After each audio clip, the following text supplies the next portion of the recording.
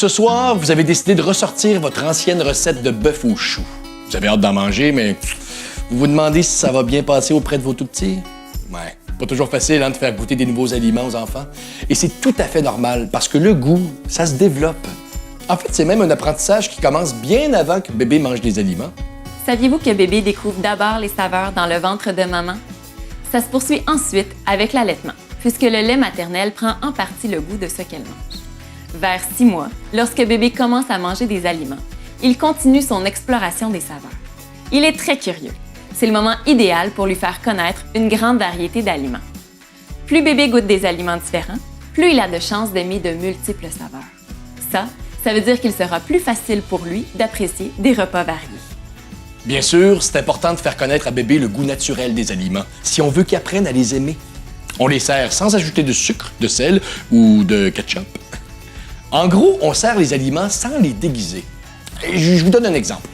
Quand j'étais petit, la mère d'un de mes amis lui faisait des patates pilées, de toutes les couleurs. Elle mélangeait toujours des légumes dans la purée pour les camoufler. Des carottes, du brocoli, du navet. Mais ça faisait en sorte qu'il ne pouvait pas découvrir le vrai goût de chacun de ces aliments-là. Et une fois, quand il est venu manger chez moi et qu'on lui a servi des patates pilées blanches, il voulait pas en manger parce que pour lui, c'était pas des vraies patates.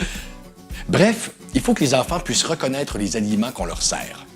Si on mélange des aliments ensemble, on doit le dire à notre enfant pour qu'il sache ce qu'il mange. Et rappelez-vous qu'il faut parfois proposer un aliment plusieurs fois à un enfant pour qu'il l'apprécie. Ça peut prendre 5, 10, 15 fois, même plus. Surtout, ne vous découragez pas, c'est tout à fait normal.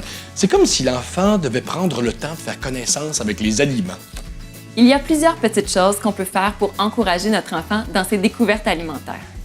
Mettre une petite quantité dans l'assiette, offrir un nouvel aliment avec d'autres aliments que l'enfant connaît déjà, ou encore manger avec l'enfant en lui montrant qu'on a du plaisir à goûter aux aliments.